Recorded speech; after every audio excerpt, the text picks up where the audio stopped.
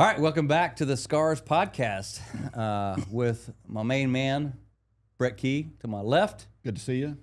Great to see you, sir. Under the Warriors Rest roof at the Warriors Rest Studio, brought to you by Scars and Stripes Coffee.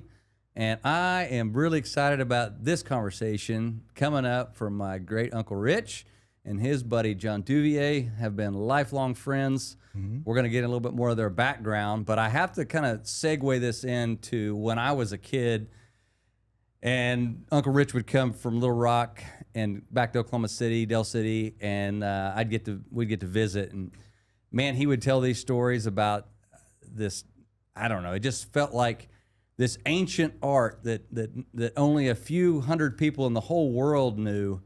And it didn't scare me, but it did scare me because every time I'd try to like punch him on the shoulder or whatever, I got 3 punches back. I didn't know where they came from. Fortunately, he wasn't trying to take me out. He was just trying to say, hey, it actually does work. It does work. So I'm really excited about this podcast because I think that there's just a lot to martial arts and the thinking, and then where that comes from. Originates and what it can do for you, long term with a relationship with Jesus, and I think there's a lot to that biblically. So we're going to jump into this and see where we go. So first of all, I'd just like John, would you just introduce yourself and kind of a little bit of your background? Okay, I'm John Duvier. I've been at this stuff for decades, and I don't know really what to say about it. I am what I am. Who I am is what I am. He's got quite a resume. He's a Renaissance man. He's been a fireman, deputy sheriff. He went to Kuwait as a fireman.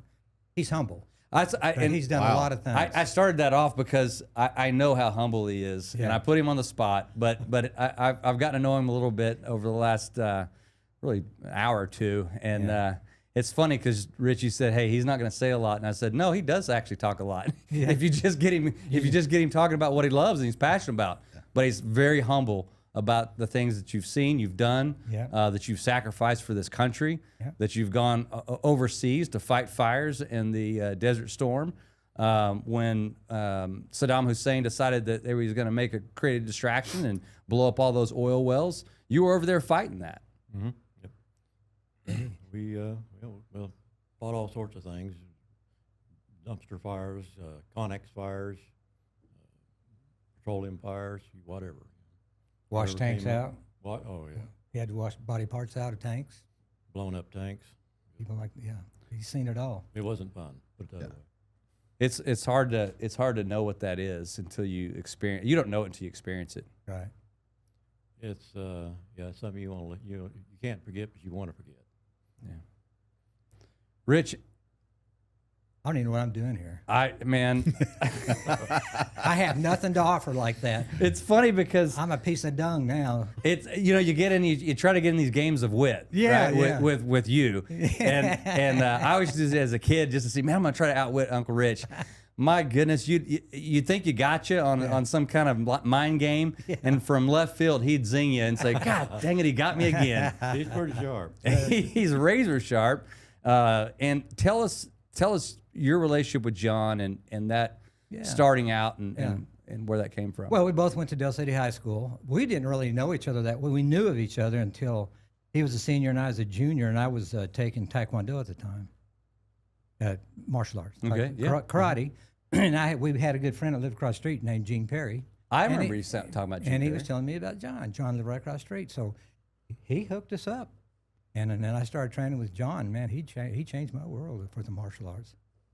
Unbelievable. So you've been studying how long? Oh, well, ever since I was 18. I mean, I've been into other arts. What had happened, life happened after I studied with John for a while, a long time. Mm-hmm. Then I get married, moved away, and I went to Atlanta and studied Wing Chun under Francis Fong and under other people. And then I got back to Oklahoma in my 50s, and then got with John. He invited me to Mushin Khan to combative knife in my 50s. But we were we're good friends. What do you think? Because I got an opportunity to study the philosophy from your standpoint, and John, you talk a lot about a biblical standpoint with martial arts, and it got me thinking: where does the word martial art come from, derive? Well, like martial law means military. Martial law is the art of war. So you study warfare, and in this case, it's hand to hand. You know, either armed or unarmed. And so martial means war. So martial art is war art. It was war. Yeah.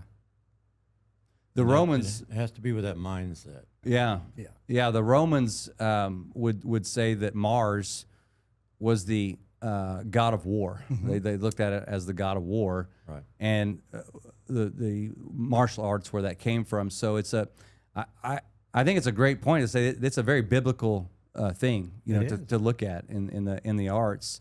And so you obviously there's a lot of different arts to study, but Yeah. for whatever reason, Mushinkan, Wing Chun was something that grasped you guys as that's. Did you look at it and say, well, that's the best art there is? Well, yeah, originally it wasn't Mushin Khan or Wing Chun. He studied under a guy by the name of George Brock. Right. And I don't know what that style was, but you This taught is it to back me. in the 60s. 60s. There was a Taiwanese art called Taiwan Kyoshu Kunsadao, and it was more of a long-range type system. Long range meaning not close in, long fist and things like that. Right. But it was hard. It was an art that was okay, but when I after I got out of the military, I used to go down to Fort Worth to continue studying with George, and at that time I met Professor Joseph Cowles, who's one of the original students under Bruce Lee, and Under Bruce Lee. Under Bruce Lee, and when I first saw what he was doing, I approached Professor and I said, "Is it any way I can come study with you?" He said, "Well, follow me home." He lived in Grand Prairie, Texas. So I followed him home, and he had me do Gien Lai for about 3 hours. That's a Chinese salute. And well, he's testing me. So I didn't say anything. That's what he wanted me to do, so that's what I did. He says, "You're welcome to come back now." So I would travel 200 miles every other week or so and come to see him. And I learned the art of his art of Wing Chun that he called Wu Wei. Yeah. Ue is well it's pronounced. It looks like Wu Wei, but it's pronounced Ue. And over a period of years, I started integrating other arts in with it, knife fighting and stuff like that. And I had studied sword fighting under Shihan Lonnie Riddle, who was with the old Oklahoma Academy of Judo and Karate. When I first started studying with George Brock, it was under the old Oklahoma Academy of Judo and Karate, who was headed up by Shihan Bob Willingham, and then he had his senior students under him, George Brock, Lonnie Riddle, and Arnie something other, I can't remember his name right now. But once I studied under Professor Cowles, he just opened up a whole new vista for me, because Wing Chun is a very, very in-close. Is that the design? Uncle Rich would talk about the 1-inch punch, and if, Yes. Brett, I'd like to know, like from from Highway Patrol, did you guys train this? No, and it really wasn't later on in our career till we really started integrating some of the jujitsu, and Gotcha. it was all around body control, weapon control, that type of deal, custody, and rolling it into our custody and control Right. and cuffing techniques and stuff. But just a little bit on a couple of the different arts that you talked about there. Just what are those to the lay person that doesn't know anything about martial arts that Right. might be listening? Kind of if there's some sort of description that you can give, like is it in close, or is it what do you call it, long range? Long range, yeah. Yeah. Just for those of us that might not know what some of those. I mean, everybody's kind of heard the karate and jiu-jitsu and stuff like that. Right. There's a lot of these others that are out there that nobody has any idea kind of what they are. If you share a little bit of that with us. Wing Chun goes back, I don't know, they say about 400 years, but Yeah. I can only trace it back to about 250 or so. Now, I have the names and the photos of a bunch of these people. Bruce Lee's teacher was a guy named Yip Kai Man, and he studied with him over in Hong Kong. And he also studied under a guy named Wong, too, who all of them are gone now. But and also Bruce, and Professor Cowles passed away too back in 2014. And anyhow, the Wing Chun is a very very efficient, percussive type martial art. It doesn't waste any movement. You talk about the 1-inch punch, 3-inch punch. You can knock a guy out with your knuckle that close to him and pound him, and he'll knock it right out. The motto is economy of movement. Economy of motion. We have something called SEEN, simple, effective, efficient, effortless, and natural. If it doesn't meet those 5 criteria, you're doing something wrong. Right. And Wing Chun is the epitome of that. Is and I want you to get more into that, but I want you to get more into that from your perspective, Rich. That 1-inch punch and then the long range. You know, what does that look like to you in terms of is it effective both ways, and are there times where you want to use both of those? Okay, now all arts are good. I'll say this right now: all arts are good. Any self-defense is good, and you learn it. The long range takes too long. While you're sitting here and going to do all this flowery stuff, I'm going to be on you like that, and you're going to be down.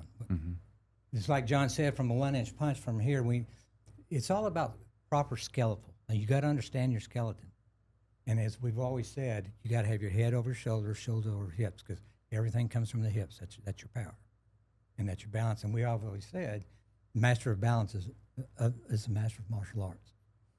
So why you see a lot of these shows where they do the monkey and they do this and they do the crane. Yeah. Well, if you get hit by it, it's pretty effective. But while they're doing all that motion, we've already done our business and gone. Well, I love you putting that out because Steven Seagal. It's funny because I start seeing him do all these arts. He's a Keto. keto. He's a keto, He's a right? keto, yeah, and But that's real.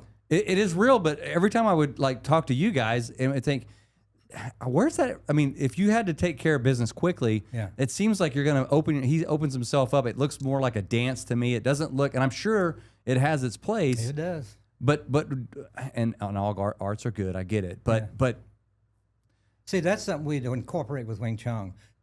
That was our base. We incorporated everything with Wing Chun. so that was the foundation was Wing Chun. That's our foundation because the and economy that's short range. yeah, 100%. Okay. The closer close are, range. the happier we are. And it's misdirection. We work off of X's and angles. Right. Because if it was up to being sick, big and strong, I'm screwed. Yeah.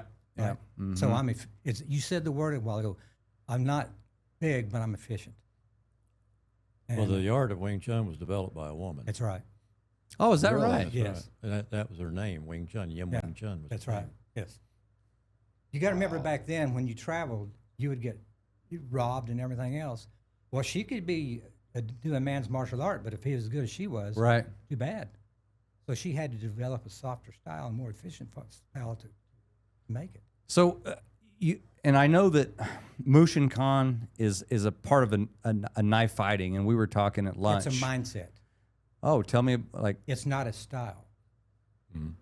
It's a mindset. You know what Mushin Khan means? no. No mind. That's what it means. If you have to stop to think about it, it's too late. Yeah. We train ourselves so highly that if I have to think about what I'm doing, no mind means as a trooper, you probably could draw your gun. Second nature. Second Yeah, nature. You yeah. you don't think Uwe, about That's it. what that means. Uwe means no mind. Yeah, it means no mind, so you don't have to think about what you're doing. If you have to think about it, you're done. Because we deal with milliseconds. We don't deal with seconds and minutes. It has to be natural. And people have to understand Mushin Khan is a knife fighting. It's a blade oriented. It's his developed as a combative knife style.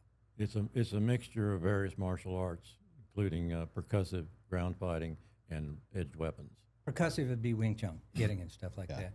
And the jiu-jitsu part is actually Aikido, derived from the samurai. correct? Aikido Jiu-Jitsu. That's what we learn. And I remember that Rich would always say if you show a knife, you've probably already lost. You're lost. Yeah. And so how it, I don't get too graphic here, but if you were to have to utilize this, would people even know that they had been punctured? They don't know that they've been punctured. They just think they've been hit. They don't realize they've been punctured. They've been cut or yeah. So the knife is. I mean, you hold it like it's just an extension of your hand.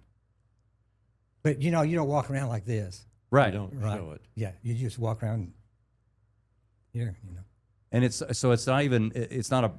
It could be your gut. It could be inside your thigh. It could be whatever. Okay, well, we carry two all the time. It's like you had a backup revolver or something like that. Yeah.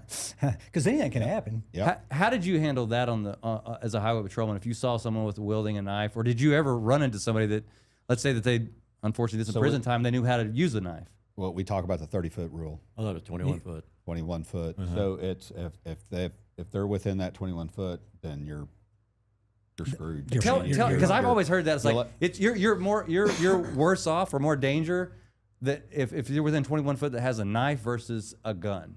Yeah, your reaction time at that point, your reaction time just isn't there. I actually watched a video yesterday. I don't remember where it was, but there was a police officer or deputy that approached a door and knocked on the door, and the guy immediately came out with like a 5 to 6 inch blade, and instead of retreating, he closed the gap and got in. Now his Kevlar helped him, but he closed the gap, and it was odd reading the comments because it's everybody that has been there before and done that, right? But he did the right thing. He closed the gap, got him down, got him in control, had another officer come up. But we talked about the 21 foot rule and all that stuff. I never got put in that situation. But in your mind, it's like, if I see a knife, it's a deadly weapon, especially if they know. And I'm not going to stick around to see if they know how to use it. Exactly. Yeah. Right?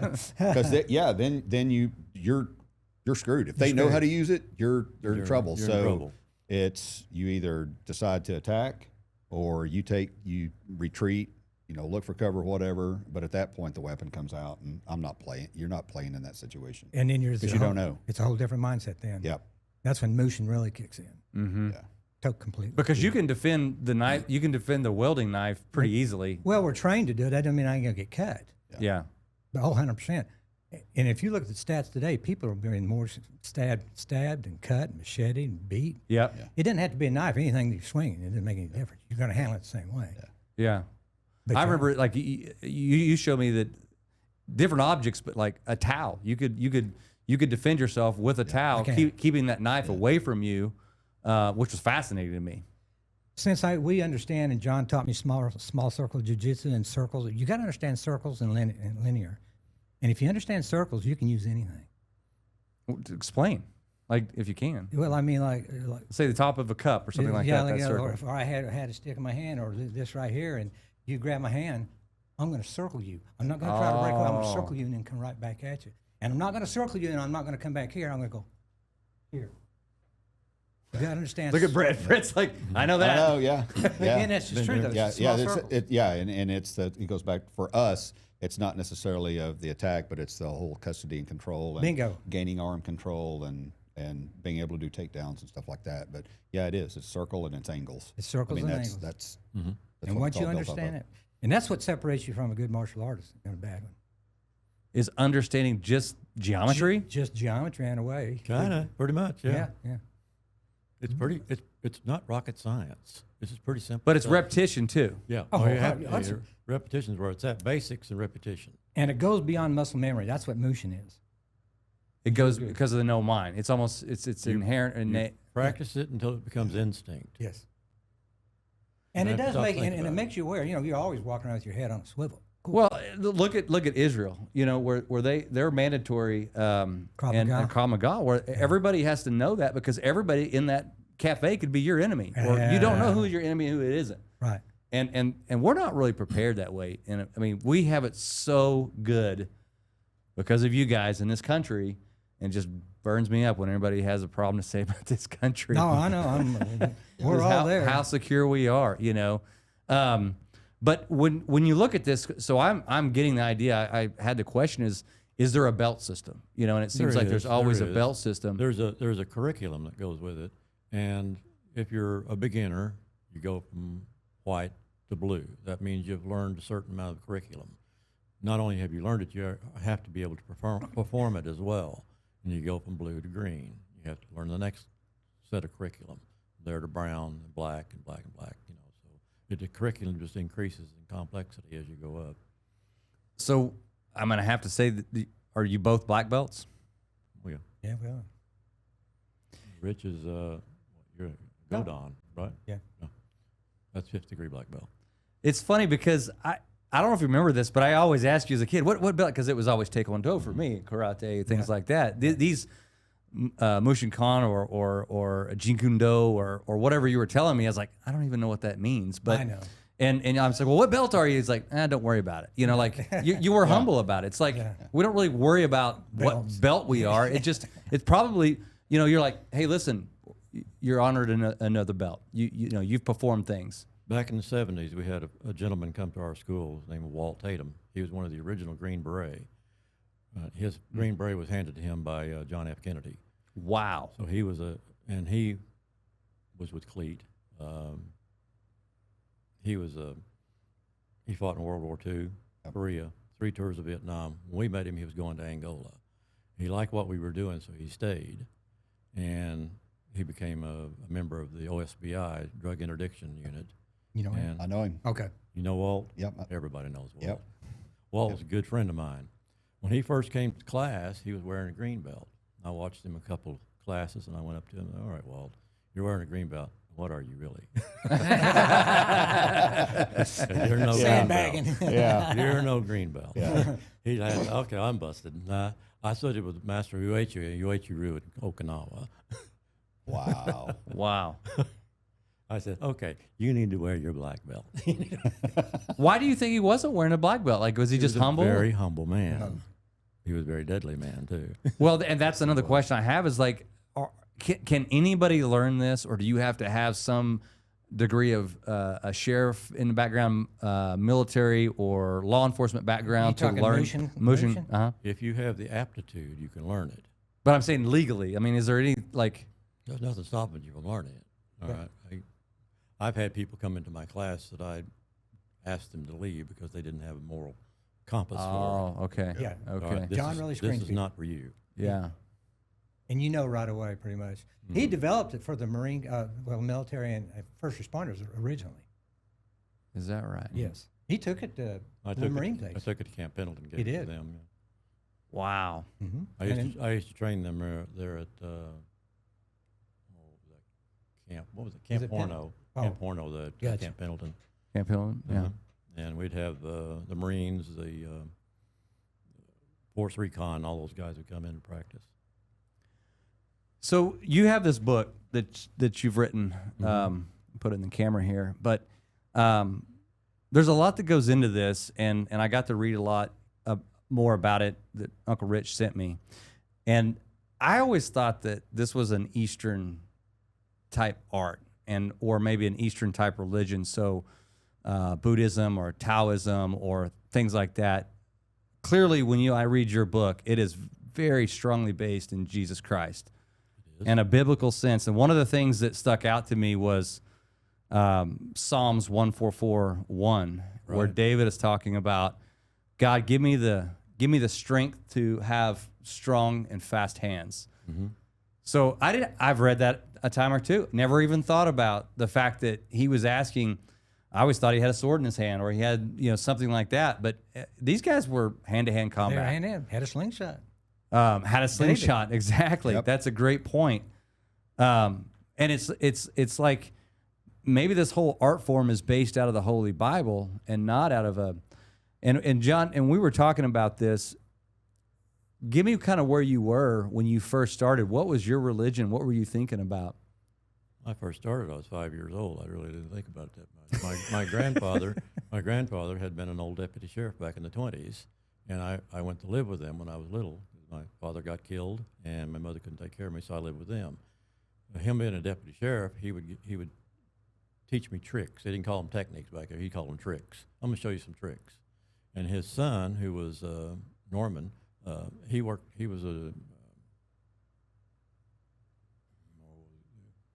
he worked with a prison. He was what was he call it?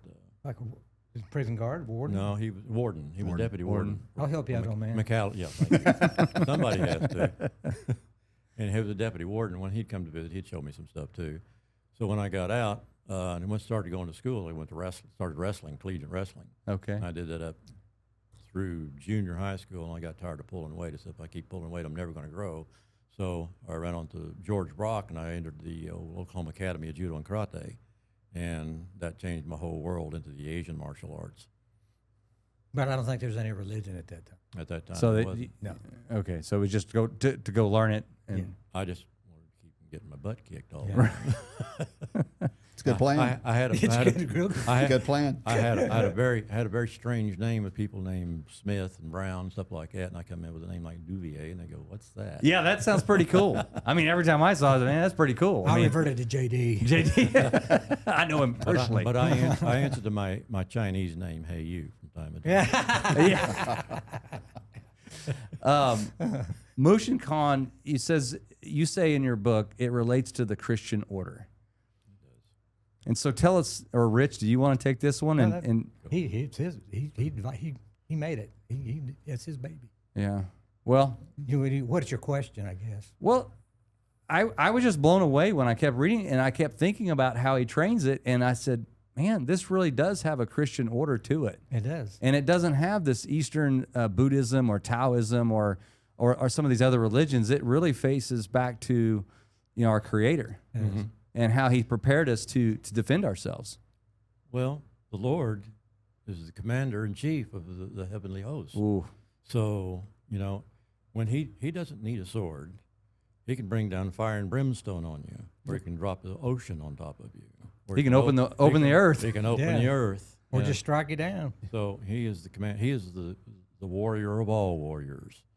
So I'm just keeping the faith. There's a thing we live by in martial arts, if you're at it long. It's called being and becoming. And that'll help you understand Mushin Khan. I'm being right now.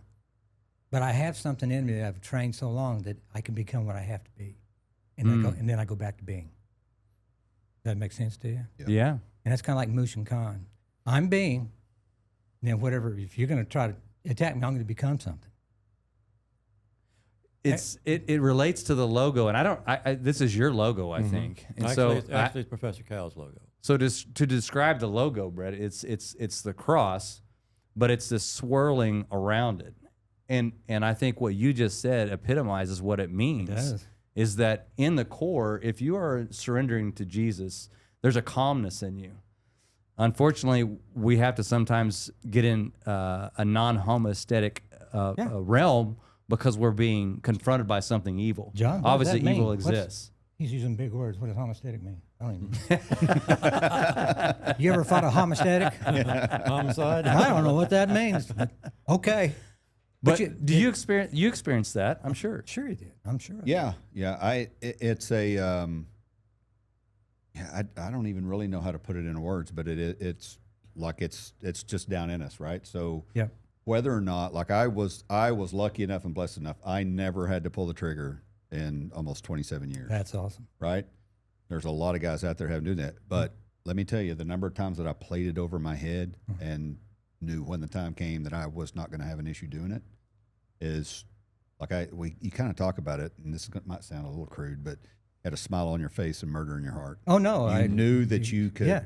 You knew that at some point, in order to protect yourself, your partner, Yep. or those that you've been, that you you've love. sworn to protect, or the ones that you love, that you might have to do something that most people will never have. It's a switch. Have to do. It's a switch. That's a good way to put it. But I want to say something to say that we're talking about martial arts, but I can also become somebody. If I see you on the street, I can become somebody that can love you, Yeah. or I can give you Yes. some food, or I can. Yep.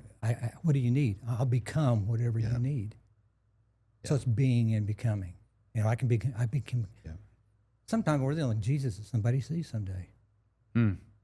So you become that.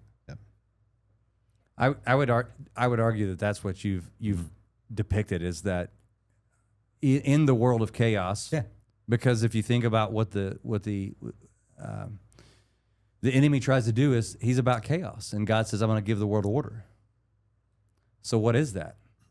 He's order. He's in the center of this. He is order, but all around us is chaos. And so, to your point, that's beautiful. It's like, do I need to discern that you're going to attack me, or do I need to love on you?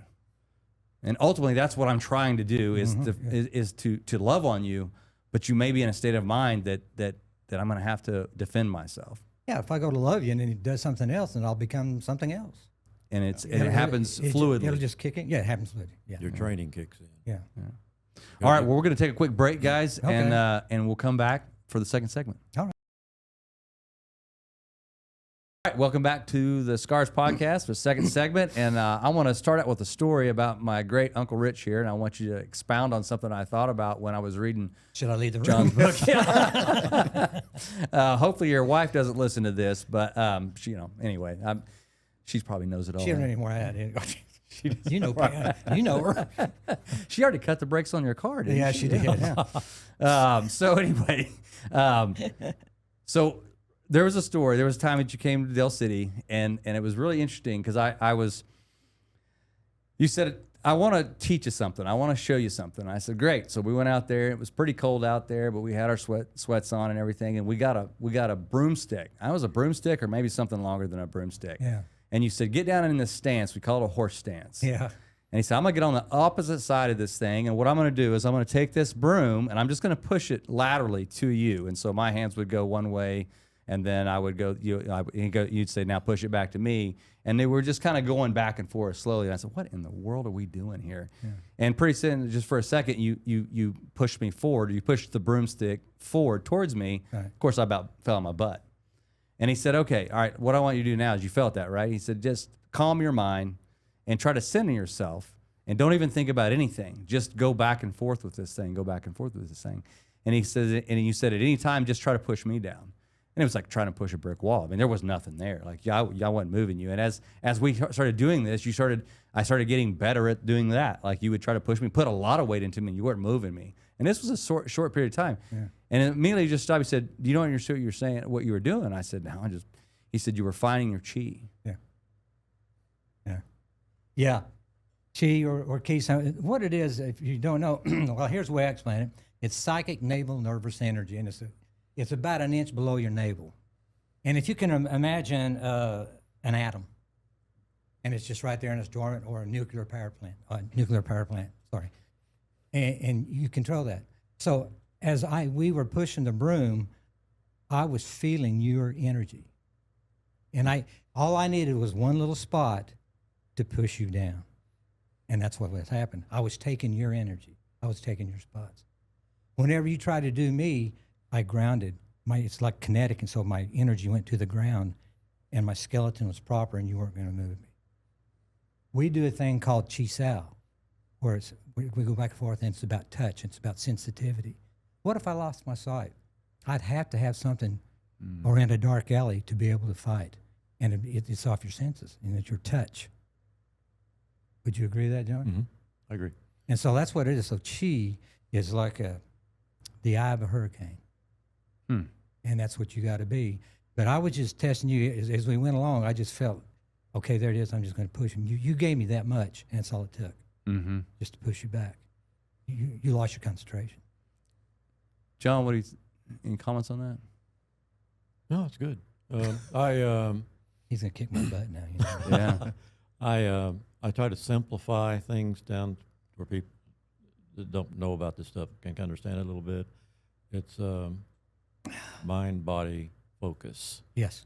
Mind, body, focus. When you learn to focus your mind and your body to one point, where all your energy converges to that one point, and you become very strong.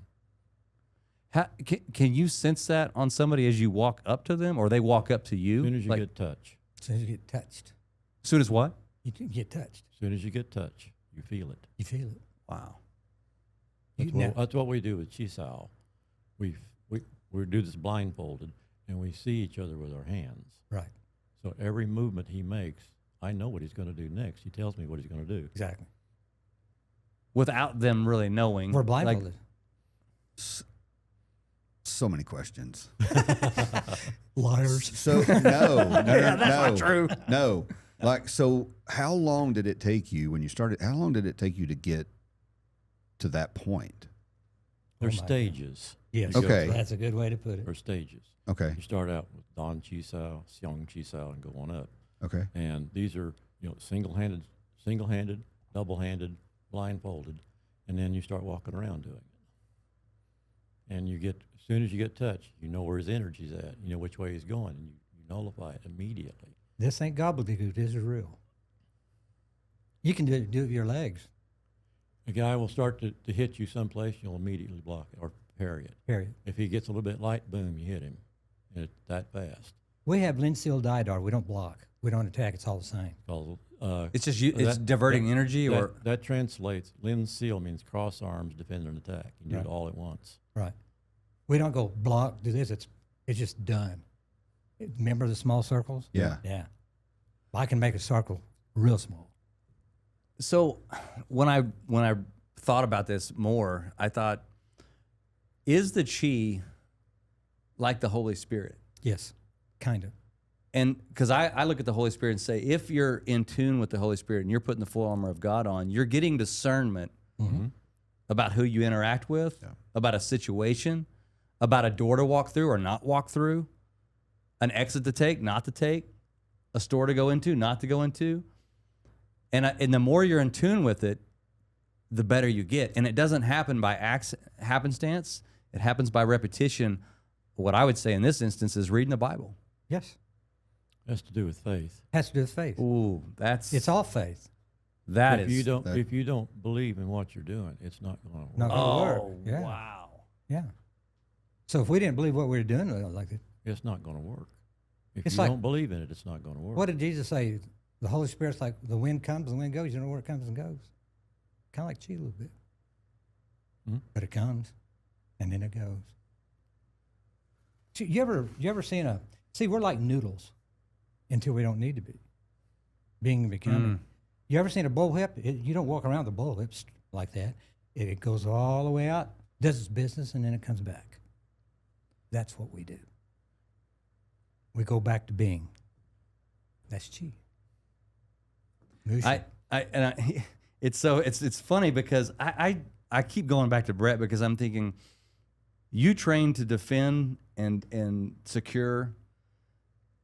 Were these philosophies in there? Like when he would tell me this stuff as a kid, I'm like, it makes complete sense about the bullwhip action and how that energy and force, the straight arm long punch is really not as effective as if you took a bullwhip and hit something.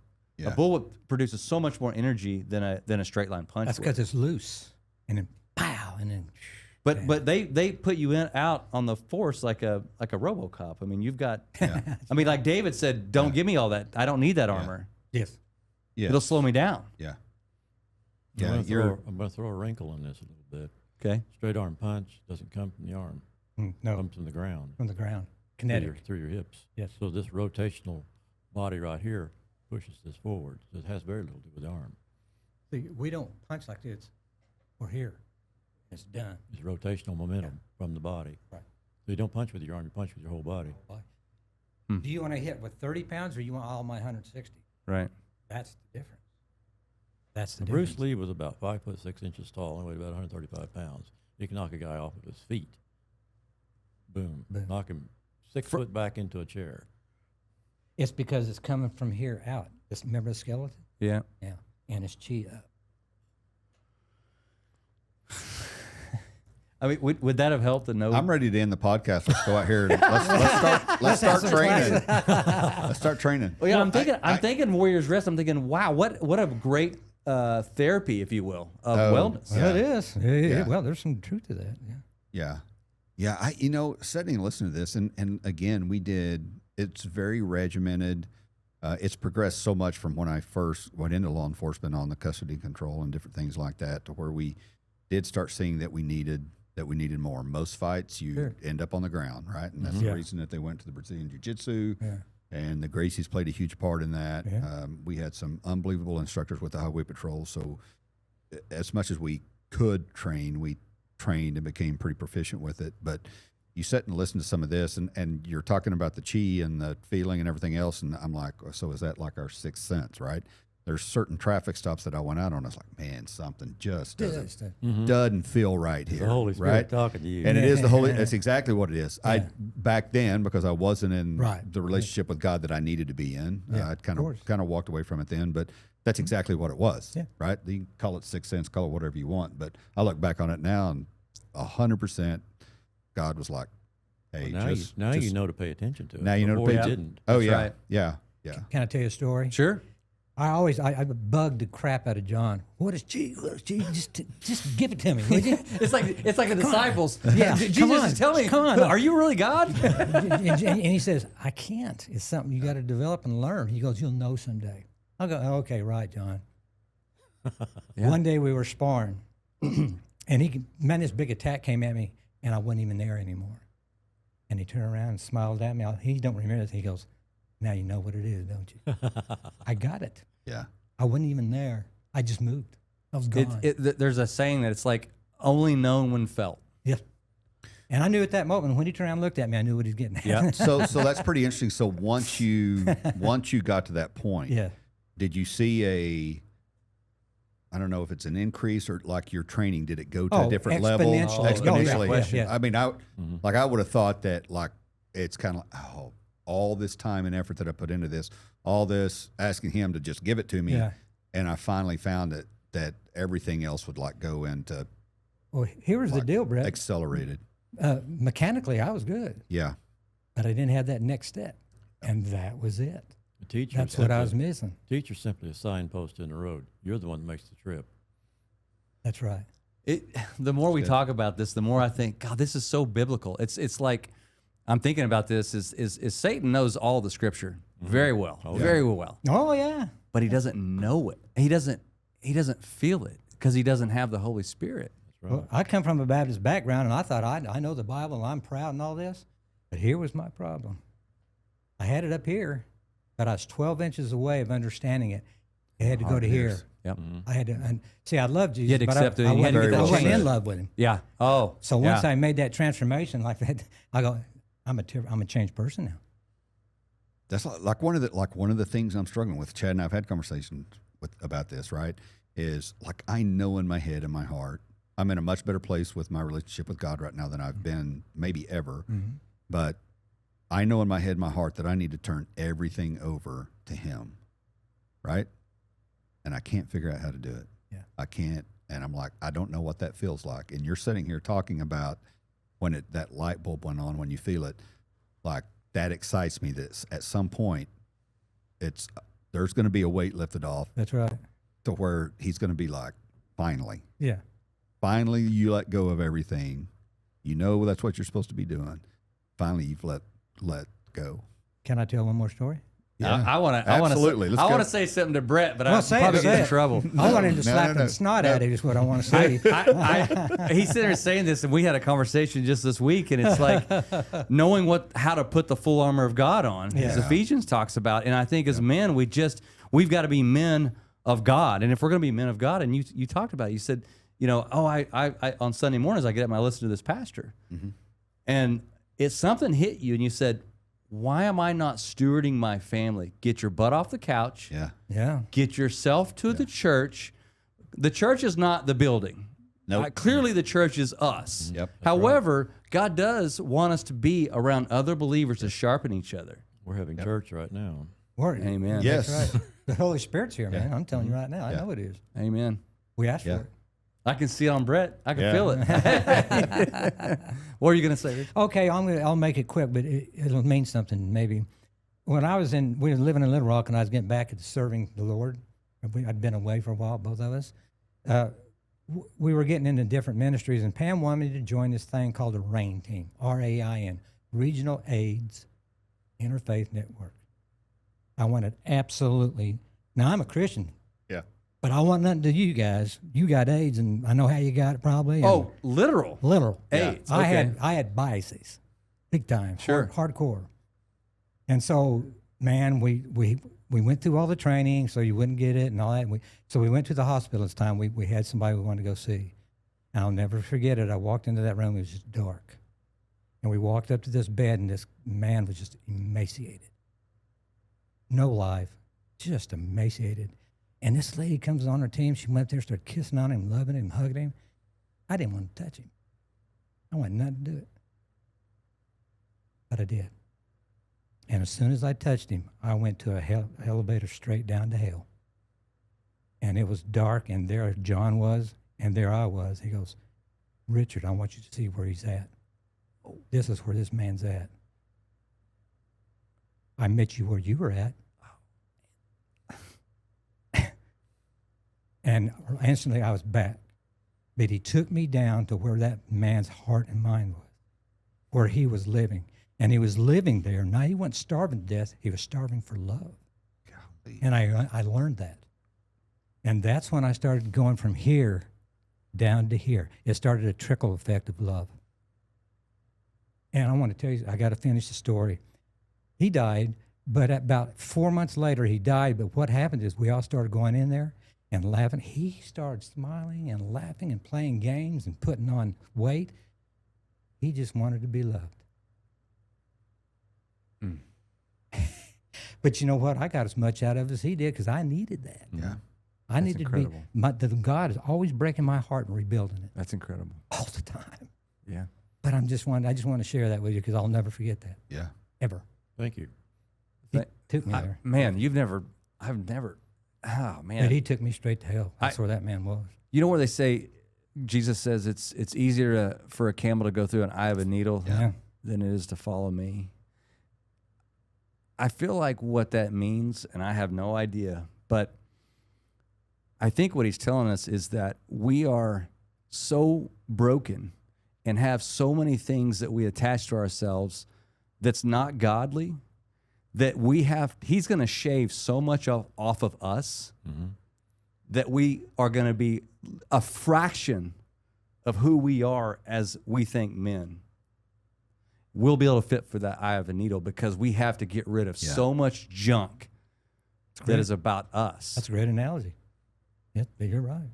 So I have a question when it comes to, man, that's a tough one, man. I'm going to have to bounce back from that one. Thanks, Rich. Well, No, that's good stuff, man. blame it on Rich. No, I needed to hear that, brother.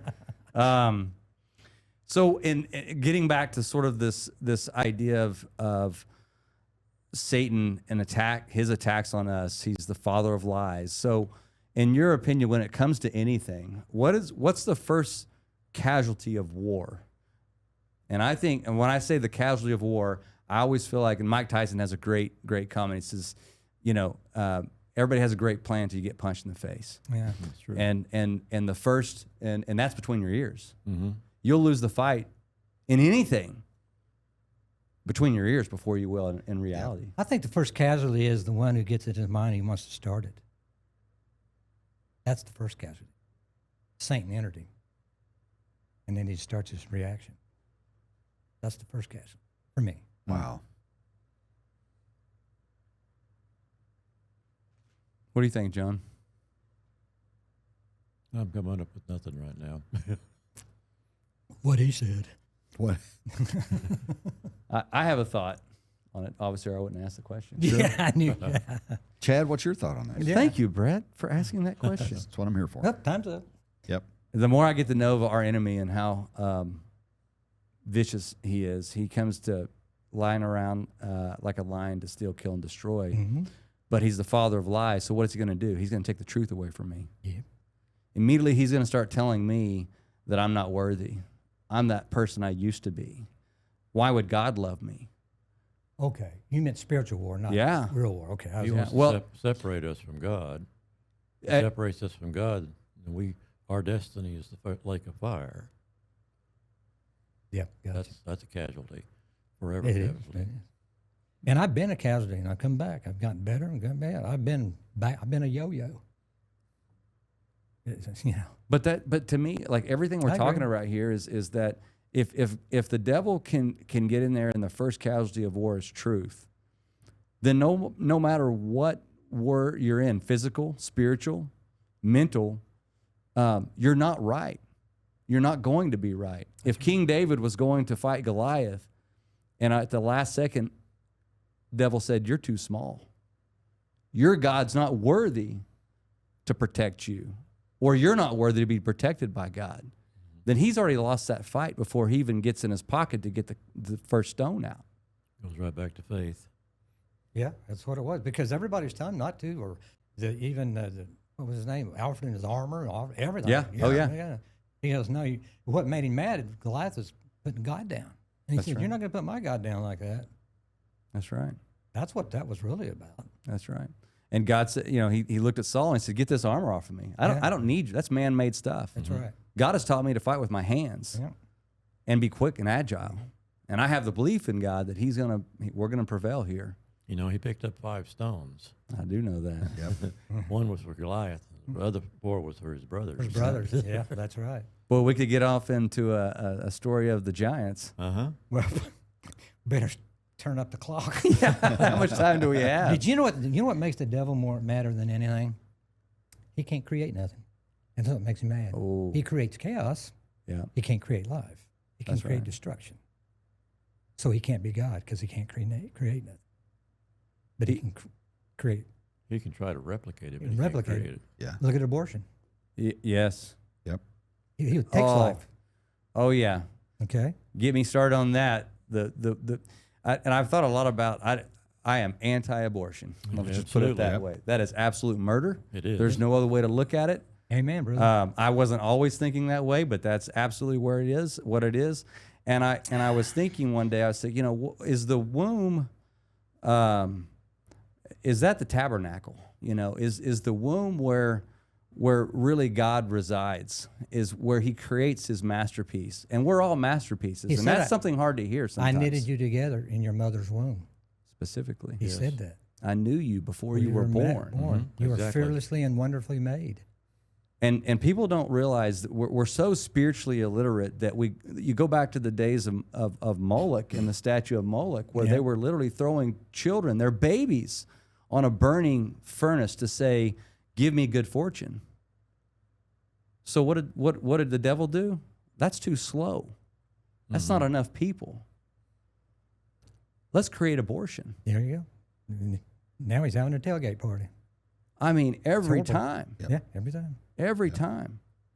And everybody, lady, you talk about it, that's had an abortion suffers. It never, and that's the other story that's not told. How That's many right. times the trauma trauma. that dear woman, a child of God, goes through, it never leaves them. You can see it. Mm-hmm. The only hope is that the Bible says every baby sees the face of God. Amen. Amen. That's the only way. But That's the only way I can deal with it. It's tough. It's tough.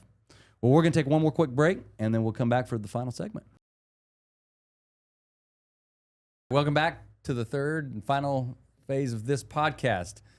So I want to just throw it right out there. What's better, standing or ground fighting? And give us some examples of if you've ever actually had physically defense. Oh, been there, done that. Yep. One without the other is not complete. Right. You have to have both. You're good at stand up, we're bad at ground, grappling. You're good at grappling, you might not be alive when you get to the ground. All right, so you have to be good at both. You have to train both ways. Mm-hmm. That's like the yin and the yang. You just have part of it, you don't have the whole thing. So you have to practice both things. Right. It's all there is. It's inclusive, not separate. If you're a good ground fighter, but you don't stay conscious long enough to get to the ground, it don't do you any good. Yep. If you're a good stand-up fighter and the guy takes you down, chokes you out, don't do you any good. You got to be good at both ways. Well, I think some of it is like, what's the intent as well. Like for you, for example, sometimes, unfortunately, you just have to subdue. Yeah. Because you don't want to have to kill if you don't have to. Yeah. Whereas maybe you guys, I think, more or less would be thinking, I'm fighting for my life. We're hurt, maim, or kill. That's what we believe. So give us an example, Brett. So there was I don't know what he was. I think, I don't know if a mercenary is the right word for it, but he was being interviewed and he said, well, what do you think about your fighting versus like the martial arts? And he said, I don't understand what you're talking about. They said, well, how effective would you be against different arts? He said, you're talking about arts. Exactly. I kill people. Right. Mm-hmm. And I have to kill somebody within 30 seconds or I'm at danger of being killed myself. Right. So I don't even think about an art form. It's as quick as I can to expire that person as I can. Motion. So can you give an example of some of the stuff that you had to go through? So most, and look, yeah, I mean, I've been in scuffles, been in fights. Most of the time, the individuals we come into contact with is they just don't want to go to jail. So they're not necessarily trying to do something to hurt me, right?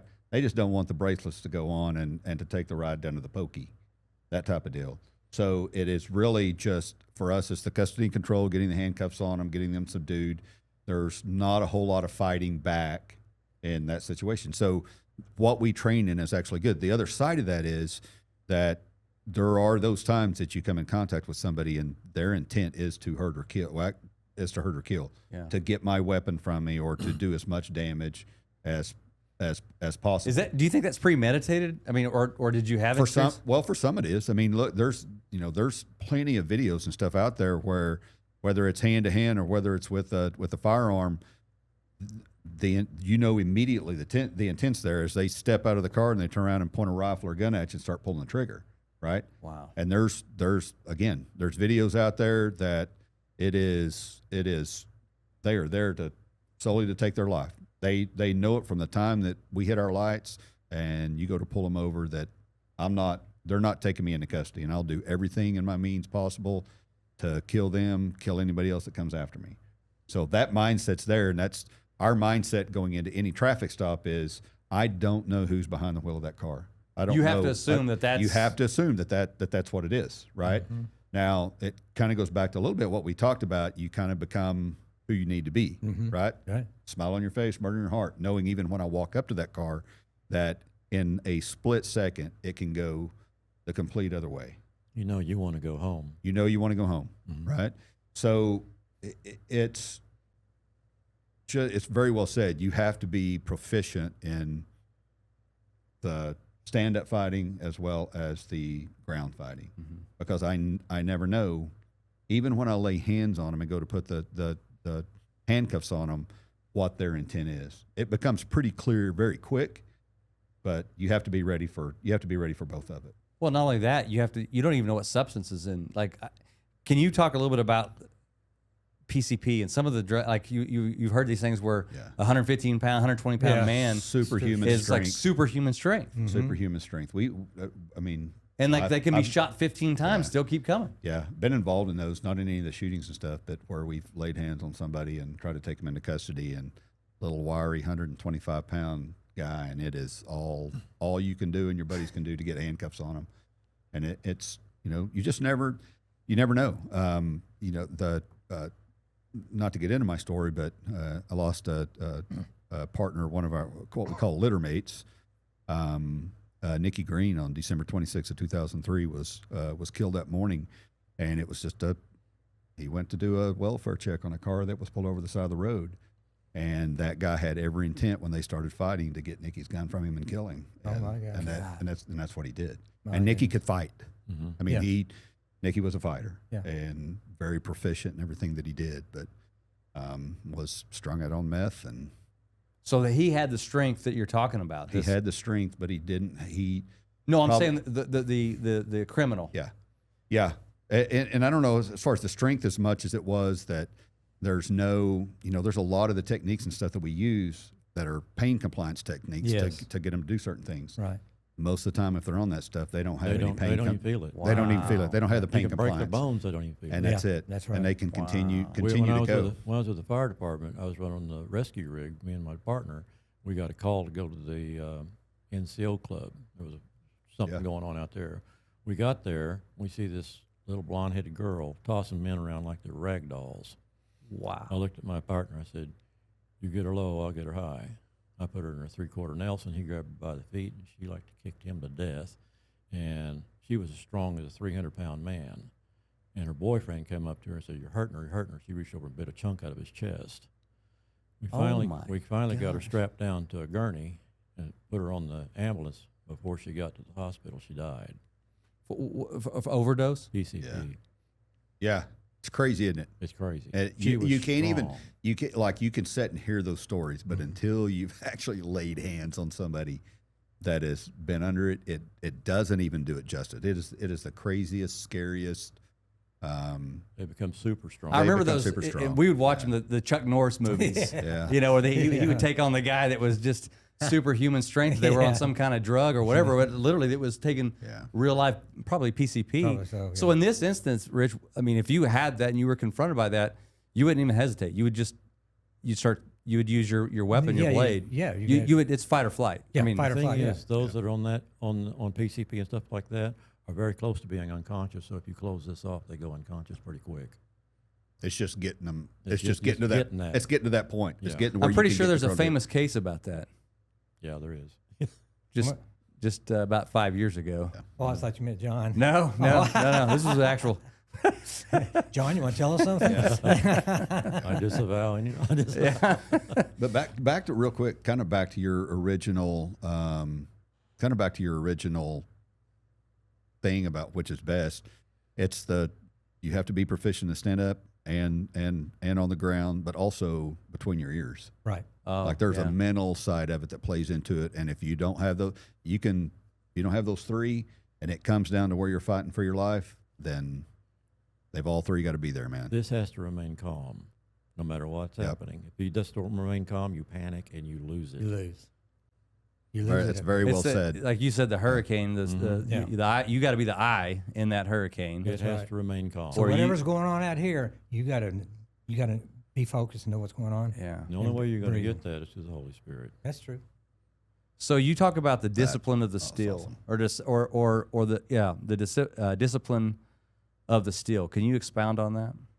Want to take that one, John? No, go ahead. Well, let's see. You gonna farkle for it? Well, I mean, the Yes. discipline of steel. I mean, if you're going to try to, I don't know, a blade has no mind, even when you know how to use it. Sorry, I get too comfortable. Let's lay back here. Sweetie, where's the remote?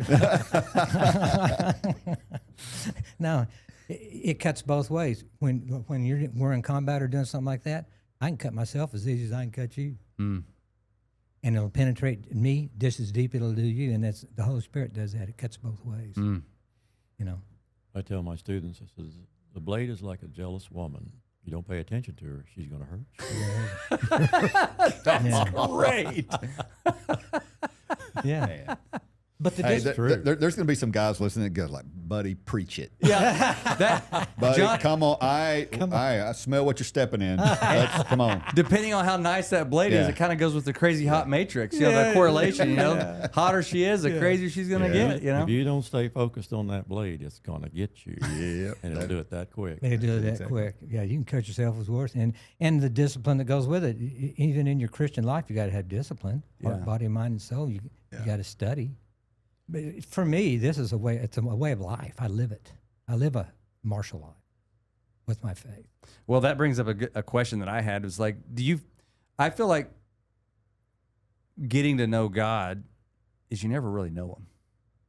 You can try. I mean, you could try to develop your relationship, but that sanctification process, it never stops. It's a lifelong process. That's right. So to me, it feels like if you truly want to know an art form or a martial art, or it is a lifestyle, and you never really learn it. Sanctification. You're somewhere in the continuum of becoming a master of that, right. but I don't know if you ever learn everything you can about it. Well, to be sanctified means to be set apart. You set apart. Right. So as you train your mind and your body, and you become apart from the normal population. You're sanctified. Ooh, you look different. That's great. You are Yeah, completely you're right. different. So your God- whole being is different. God sets you apart when you're sanctified. He's going to work with you. Yeah. Yeah, that's right. That's good. And train you. Likewise to how you hold yourself. Likewise to how you walk. I mean, I think there's probably nefarious folks out there that look at. I call him Jason Statham sometimes. You should see some of the old photos of this guy, man, back when he was on the force. This guy was Yeah. bad looking dude. He's stout, probably going that's to for walk sure. the other way and not confront you. I had hair at one time too. Oh my gosh, I What's can't that? imagine. Hair. Yeah, I had hair at one time. I'm going to grow this long and do a comb over. I'm working on it. I'm thinking about it. So the Bible, you know, I think a lot of people get into this point that Jesus is all about love. Just Jesus is love. Jesus is love. Well, he is. And he is love. But he loves you that much. But he God has is- to have a God lot of is- love to love me. I promise you I mean, that. God is a God of love, but he's also a God of justice. Well, I'd like you know, one of my favorite title. Well, probably my most favorite title of God is I Am. Uh-huh. Man, I love that title. That's a great I love one. that title. But the other one I really like is a host of the Lord's army. So to say that Jesus isn't a man of war, Yeah. a man of defense, a man of offense, completely inaccurate. And there's stories in the Bible, but one of the ones that I really, really love about is Luke 4:29. And I don't know the scriptures well enough because Jesus is being chased out of Nazareth. And he's got a group of people with pitchforks and, you know, you're a heretic and we're going to kill you. They've got sticks and stones and things like that. And finally he gets to a point where he's trying to avoid. And he tried to get to a point where there's a cliff and it's either I'm going to fall off the cliff, which he could have easily been fine, or I'm done. And he decided he was done. He turns around and the scripture says he walks through the crowd. Now there's one of two things happen. Either he reached the 10th dimension as he can, and he just, they didn't even see him. He miraculously walks through. They don't even see him. Or that little old carpenter turned around and they looked in his eye and said, hold on. Maybe this guy is something that we didn't think he really is. And the host of the Lord's army came on that face of his and they said, I don't want to mess with this guy. Well, see, they had the sellers and the coin changers in the temple, and he fashioned a whip. He went in and he ran them out. So, you know, he could act when he wanted to. He said, I came to create division, not peace. Boy, ain't that the truth. Father-in-law against father, mother-in-law against that. He's separating the wheat from the chaff. That's not nice. He's about inclusion, isn't he? Yeah. The righteous anger. Righteous I mean, anger. there's a righteous anger there. Yeah. So, yeah. Yeah. But, you know, I want to say something also about the martial arts and stuff like that.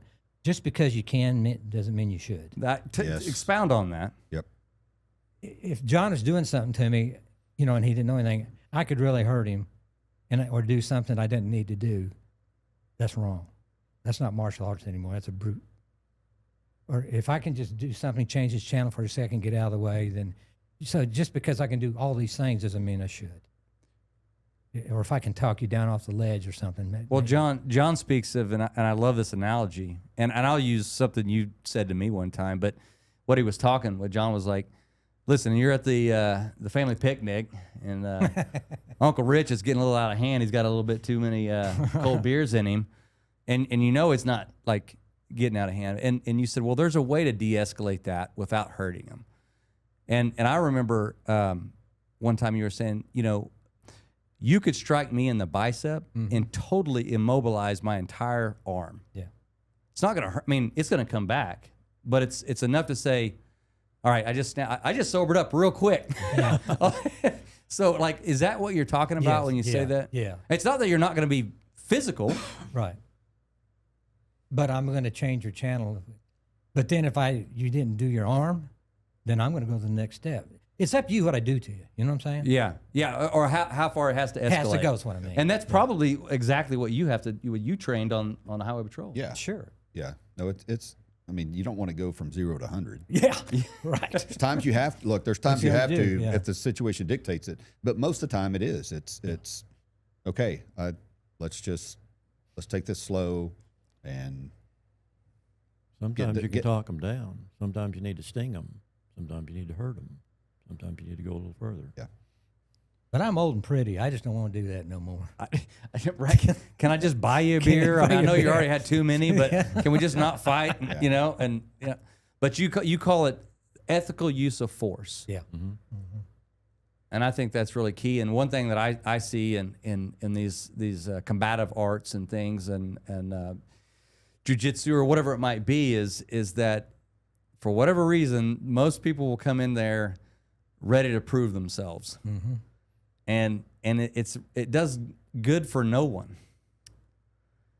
And so I think that's what made your school really really good as a teaching school is that you sort of weeded them out. Yeah, if you see someone that has ill intent, who's got maliciousness in their heart, you don't want to teach them things that's going to make it worse for other people. Mm. You say, this is not for you. You need to leave. And that's why I've they're done there. that many times. Yeah. And I think that's it. And I think it all comes back down to where the heart is. Right. When they walk through the door. And then to follow that up is the discipline. And I think the discipline side of it There you go. is the big thing that's like you look at all the and look, I I don't know. I don't know if you guys do it, but I don't watch it as much as I used to. But even watching like the UFC, I mean, there's just something to watching about. Yeah. Two men step in there and let's it see, is. right? Two men come in, one walks out. That type of deal. But I think that society as a whole has looked at that, and there's so many that are going towards the different, the jiu-jitsu and the aikido and all the different things like that, and they're missing the point of what martial arts truly was. They have the And I wrong think intent. the wrong intent. I think it's gone completely the other way to where, and I think a lot of the dojos and a lot of different, they don't teach the discipline side of it. It's like you're learning this so that you don't necessarily have to use it. You know that it's there if you need it, right? And I might be putting I think you guys understand what I'm saying. Yeah. But it's not there to go out and try to find trouble and to stir it up so you can use it. It's the discipline to know that I've got it in here. I've got the skills. I've got it but my heart's in the right place. That if I ever have to use it to defend myself, defend my loved ones, or to somebody else that can't defend themselves, that's what it's for. That's right? actually our creed. There's a strength that comes along with that, and the big thing is the discipline side of it. And I think society as a whole,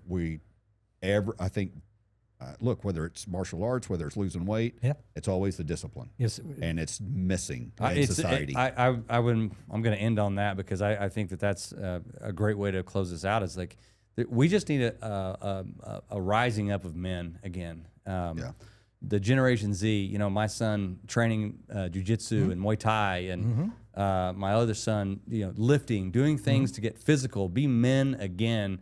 Get off those games. I feel like we've had 10 years of video games and soft men. Like we need to strengthen that again. And anyway, guys, it was awesome discussion. hope we didn't disappoint. Oh no. I might have enjoyed this as much as any of them. Thank you. I could sit here and talk a couple more hours with you guys. So Yeah, I appreciate what you guys, Thank you. kind of the groundwork and stuff that you guys have laid, and we need more of that. Yeah. So We're I old appreciate you. school. We're old. I like the old school. We were talking this morning, having coffee, like we don't belong here anymore. We don't recognize anything. Yeah.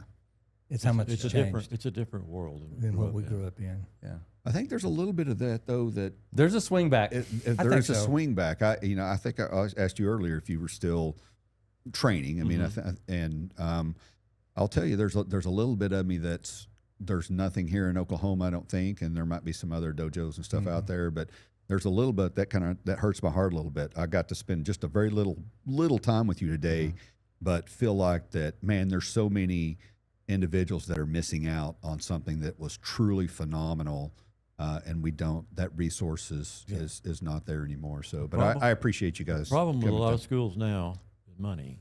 Yeah.